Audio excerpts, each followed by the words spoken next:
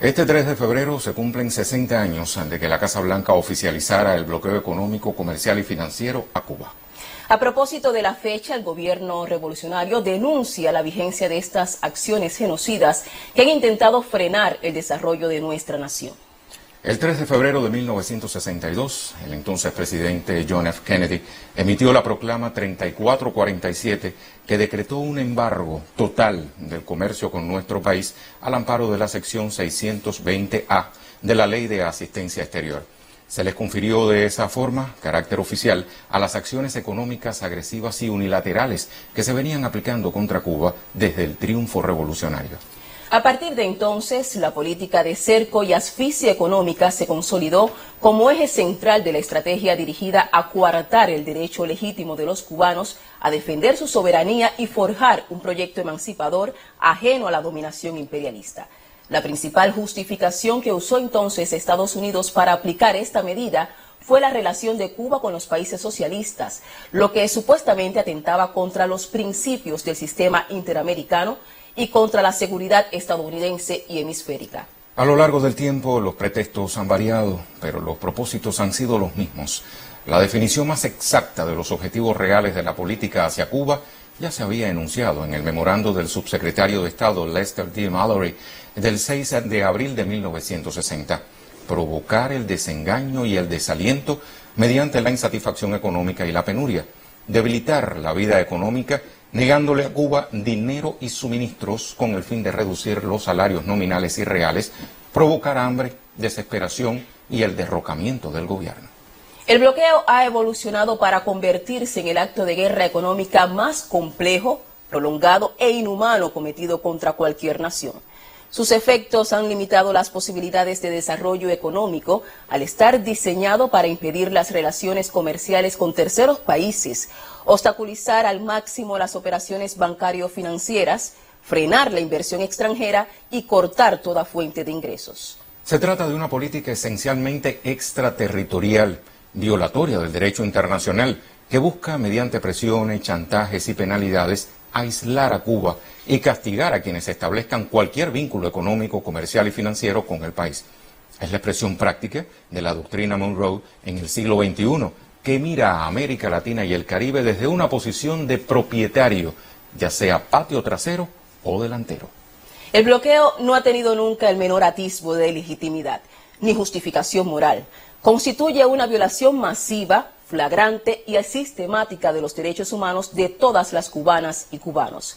Califica como un acto de genocidio en virtud de la Convención para la Prevención y Sanción del Delito de Genocidio de 1948.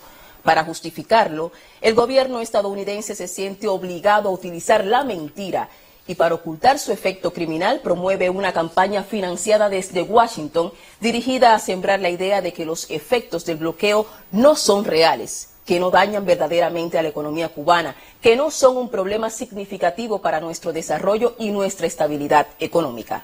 Es una falsedad que se difunde por vía de los poderosos medios de comunicación al servicio del imperialismo y de las redes digitales diseñadas para influir en el pensamiento de muchos, incluso de algunos compatriotas. Los daños acumulados en estas 6 décadas superan los 144.413.4 millones de dólares a precios corrientes.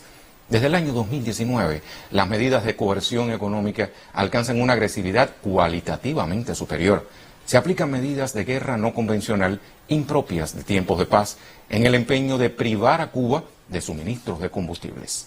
En el contexto del enfrentamiento a la COVID-19, el reforzamiento del bloqueo llega a límites insospechados de crueldad, al obstaculizar donaciones solidarias, tratar de entorpecer el desarrollo de las vacunas cubanas y limitar las posibilidades de acceder a medicamentos e insumos básicos.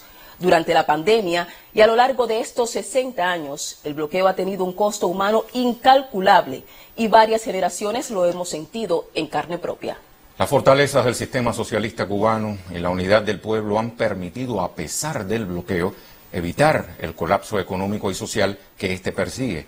alcanzar un desarrollo humano destacado según los índices que reconocen las Naciones Unidas, garantizar avances indiscutibles en la justicia social y generar una transformación paulatina de la estructura económica y productiva en búsqueda de un desarrollo sostenible.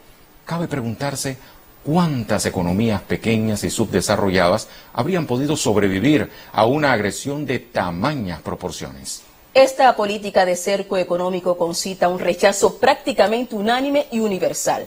Además del apoyo abrumador a la resolución que cada año aprueba la Asamblea General de las Naciones Unidas, son constantes los reclamos y acciones de denuncia por parte de personas, organizaciones e instituciones de todo el mundo, incluso dentro de los Estados Unidos. Desde 1959, 13 mandatarios han ocupado la Casa Blanca.